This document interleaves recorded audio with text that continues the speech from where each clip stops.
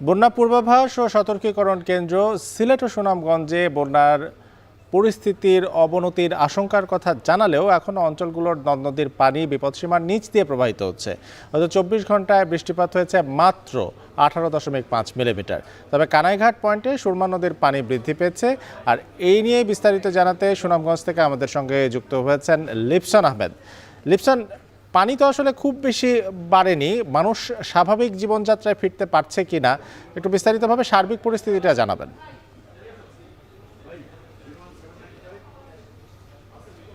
আরফিন, আমরা শুরুতেই যদি বলি, যেহেতু বন্যা শব্দটি কিন্তু আসলে অনেকটা ছোট হলে কিন্তু তার ভয়াবহতা কিন্তু অনেক বেশি। বিশেষ করে যদি বলি আমরা সিলেট সুনামগঞ্জ এই দুটি অঞ্চলে কিন্তু আসলে 2022 সালে বন্যা তার ভয়াবহ রূপ ধারণ করেছিল, যার কত কিন্তু এখনো এই অঞ্চলের মানুষরা কিন্তু আসলে বলতে পারেনি। বিশেষ করে এই 16 জুন কিন্তু একদম এক রাতের পাহাড়ি ঢল, অতি ভারী বৃষ্টিতে কিন্তু একদম গ্রাম থেকে শুরু করে শহর পর্যন্ত কিন্তু আসলে সবকিছু তলিয়ে যায়। যোগাযোগ বিচ্ছিন্ন থেকে শুরু করে নেটওয়ার্ক বিচ্ছিন্ন সবকিছু আসলে কিংবা একে অপরের সাথে কিন্তু আসলে যোগাযোগ তারা করতে পারেনি।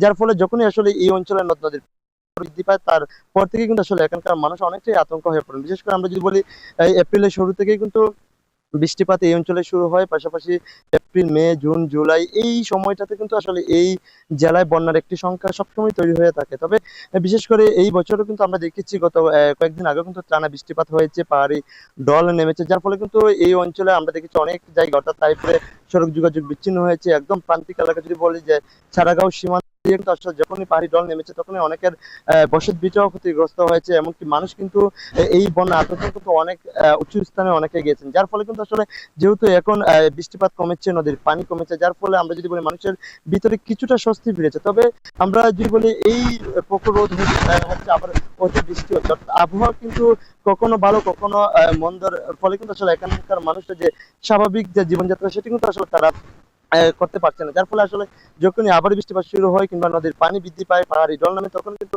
এই অঞ্চলের মানুষরা কিন্তু আসলে চরম আতঙ্কে দিন পার করেন। তবে আমরা যদি বলি, পানি উন্নয়ন বোর্ড যেটি বলছে, ইতিমধ্যে কিন্তু আসলে এই জেলা আপাতত কোনো সংখ্যা নেই। যদি পাহাড়ি ভারতের যে চেরাপুঞ্জি রয়েছে সেখানে যদি বৃষ্টিপাত অব্যাহত থাকে কিংবা এই অঞ্চলের নদীগুলো রয়েছে সেই নদীর পানি বিপদ সীমার উপরে উঠে, তাহলে কিন্তু এই অঞ্চলে যে সীমান্তবর্তী গ্রামগুলো রয়েছে সেগুলো আসলে প্লাবিত হবে। পাশাপাশি প্রায় 5 লাখের উপরে মানুষ কিন্তু আসলে তাৎক্ষণিক পানিবন্দী হয়ে পড়বেন। তবে একটি বিষয় জানিয়ে রাখি, ইতিমধ্যে কিন্তু প্রশাসনের পক্ষ থেকে কিন্তু সকল ধরনের যে বন্যা মোকাবেলা কিংবা দুর্যোগ মোকাবেলার জন্য কিন্তু আসলে নিয়ে রাখা যায়। তো সব মিলিয়ে বলা যায় এখন কিন্তু এই অঞ্চলে আবহাওয়া অনেকটাই ভালো রয়েছে। আরফিন। সুনামগঞ্জ থেকে আমাদের সঙ্গে যুক্ত হয়েছিলেন লিপসন আহমেদ। এদিকে কমতে শুরু করেছে তিস্তা নদীর পানিও। পানি প্রবাহিত হচ্ছে বিপদসীমার 21 সেন্টিমিটার নিচে দিয়ে। উজানের ঢল না নামলে পানি প্রবাহ স্বাভাবিক থাকবে বলে জানিয়েছে পানি উন্নয়ন বোর্ড। আরও খবর জানাতে তিস্তা নদীর গঙ্গাচড়া অংশ থেকে যুক্ত আছেন আমাদের সঙ্গে মোকাররম হোসাইন। মোকাররম, এই মুহূর্তে পানি বিপদসীমার ঠিক কতটা নিচে আছে একটু জানাবেন আমাদের।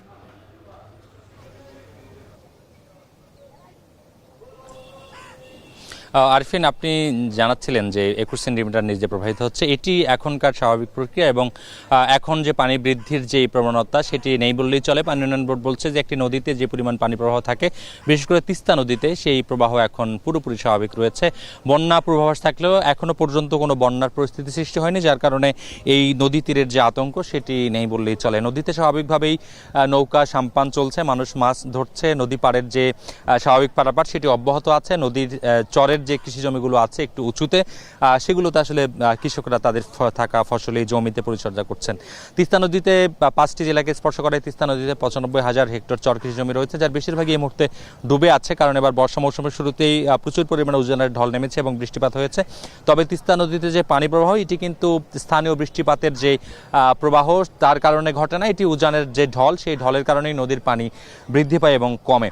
এবারও আসলে বর্ষা মৌসুমের শুরু থেকে এটি অব্যাহত আছে, যার কারণে লালমনিরহাট, রংপুর, গাইবান্ধা, কুড়িগ্রাম, নীলফামারীর যে নিম্নাঞ্চল সেটি আসলে প্লাবিত হবার যেই ঝুঁকি তৈরি হয়েছিল, তবে আশঙ্কাজনক কোনো বন্যা পরিস্থিতি এখনও তৈরি হয়নি এবং তীব্র যে ভাঙনের এক সময়কার বাস্তবতা ছিল সেটি এবারে নেই বললেই চলে। কারণ শুষ্ক মৌসুমে পানি উন্নয়ন বোর্ড বেশ কিছু উন্নয়ন অবকাঠামো নির্মাণ করেছে, বেশ কিছু উন্নয়ন প্রকল্প নিয়েছিল, যার কারণে আসলে ভাঙন এবার অনেকখানি রোধ করা গেছে। তবে ছোটোখাটো কিছু পয়েন্টে ভাঙন ছিল, যেটি আসলে সীমিত সময়ের জন্য, এবং সেটি আসলে রোধ করা সম্ভব বলে পানি উন্নয়ন বোর্ড জানাচ্ছে।